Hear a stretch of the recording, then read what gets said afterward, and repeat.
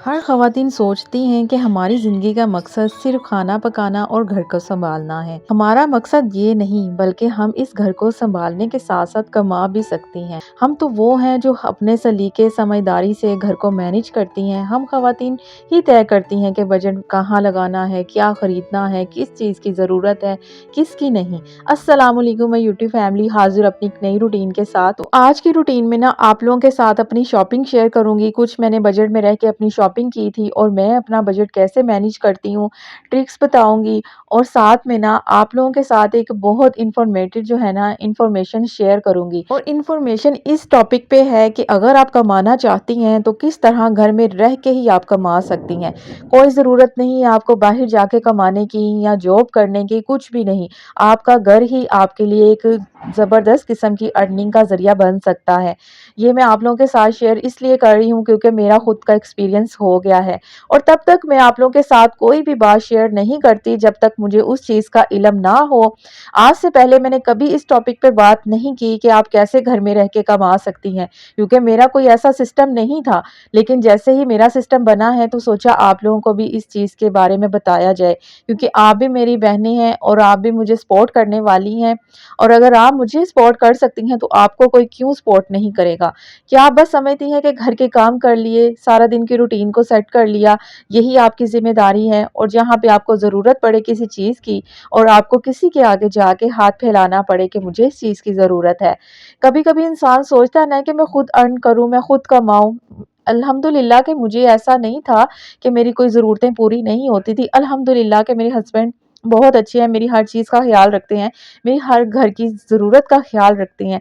लेकिन फिर भी ना कहीं न कहीं दिल में था कि मैं अर्निंग करूँ, अपने लिए कुछ करूँ और कुछ कमा सकूँ। तो मैंने फिर एक ना यूट्यूब चैनल बनाया और जो 2 साल बाद जाके मोनेटाइज़ हुआ। अल्हम्दुलिल्लाह कि अब मेरा चैनल मोनेटाइज़ है और मैं यहाँ से अर्निंग कर रही हूँ।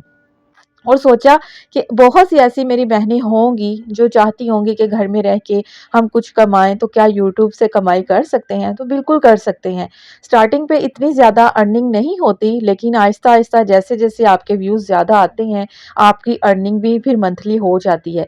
मेरी अभी जो है ना, अभी मेरी फर्स्ट इनकम भी नहीं आई, थोड़े दिन हुए हैं मेरे चैनल को मोनेटाइज़ हुए, लेकिन अल्हम्दुलिल्लाह कि मेरी अर्निंग स्टार्ट हो गई है और जैसे ही मेरी फर्स्ट इनकम आएगी, आप लोगों के साथ ज़रूर शेयर करूँगी। और आप भी ज़िंदगी में अगर कमाना चाहती हैं ना, घर से बाहर जाने की आपको बिल्कुल परमिशन नहीं है, तो आप घर में रह के ही एक यूट्यूब चैनल बनाएँ, अपनी डेली की रूटीन दिखाएँ। अगर रूटीन दिखाने की भी इजाज़त नहीं है, तो मेरी तरह आप भी किचन और थोड़ी बहुत घर के क्लिप लेके एक रूटीन बना सकती हैं और जो आप दूसरों को इसमें इन्फॉर्मेशन दे सकती हैं कि किस तरह से आप घर को मैनेज कर सकती हैं। क्योंकि एक जो औरत होती है ना, बेस्ट होम मैनेजमेंट होती है। उसके अंदर इतनी ज़्यादा अल्लाह ताला ने क्वालिटीज़ रखी हुई हैं ना कि वो हर चीज़ को ना बहुत अच्छे से मैनेज कर लेती है।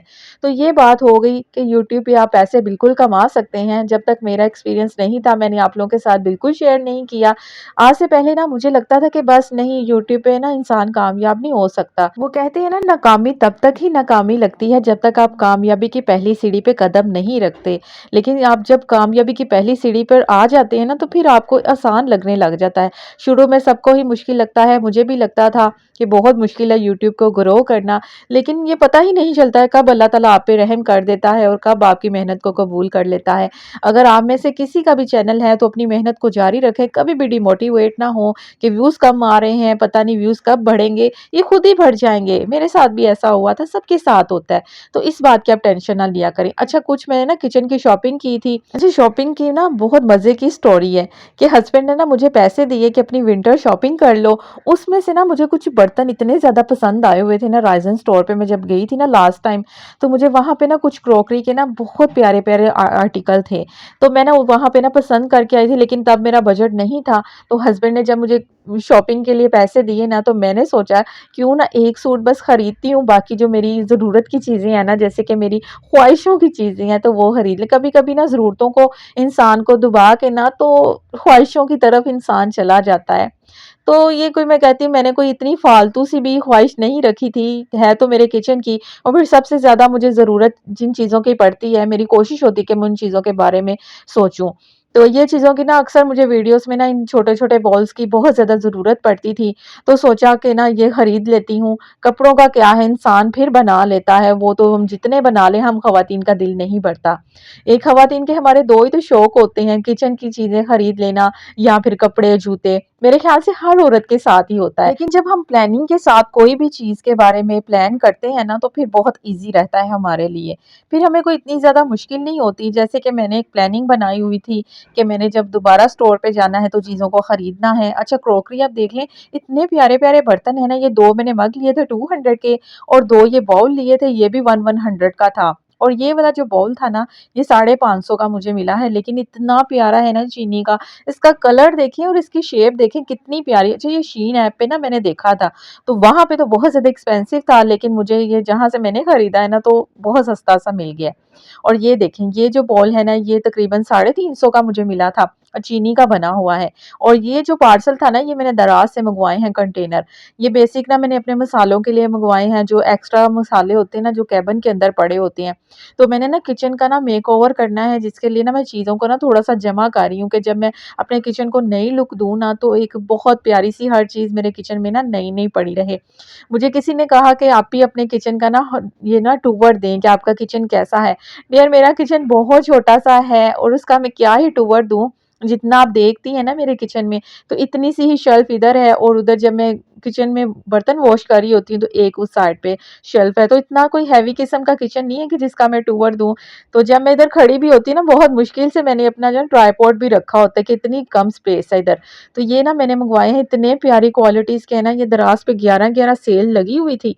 तो सोचा चलो फ़ायदा उठा के ना चीज़ों को खरीद लेती हूँ। कुछ मैंने पानी की बॉटल्स मँगवाई थी, क्योंकि गर्मियों में तो इंसान इन चीज़ों को चेंज कर लेता है जैसे ही सीज़न स्टार्ट होता है। लेकिन सर्दियों में हम इस चीज़ के बारे में बिल्कुल नहीं सोचते। तो ये छोटी-छोटी सी चीज़ें मैंने खरीदी थी। इनमें से कुछ चीज़ें जो थी ना आप ही की थी, उन्होंने मुझे कहा हुआ था। तो जो मैं राइज़न पे जब गई थी ना, मैंने ये चीनी के बॉल और चीनी के जो ये सारे बर्तन थे ना, वहाँ से लिए थे। यानी कि ये 3-4 बॉल्स लिए थे और 2 मग जो थे ना, ये मैंने 100 वाली डॉलर शॉप से लिए थे। और ये मोमोस वाले टूल्स और ऑयल ग्रीस करने वाला ब्रश जो था ना, ये आप ही का था, ये भी 100 वाली जो शॉप से मिला था। बाकी जो थे ना मैंने राइज़न से लिए थे। राइज़न स्टोर का ना मैंने आप लोगों के साथ पहले विज़िट जो है ना शेयर किया हुआ है कि वहाँ पे दुनिया जहान की खूबसूरत क्रॉकरी है। तो अगर आप देखना चाहती हैं तो चैनल पे पहले मौजूद है, आप देख लें कि अगर आप राइज़न स्टोर पे जाना चाहती हैं, तो आपको वहाँ पे ना इतने कमाल के बर्तन मिलेंगे ना और इतने प्यारे-प्यारे। और अभी जो था ना ये रात का टाइम था और आज जो है ना रात में मैं बनाने लगी थी चिकन बर्गर, क्योंकि खाना वगैरह जो था ना रात का मेरा सालन पड़ा हुआ था।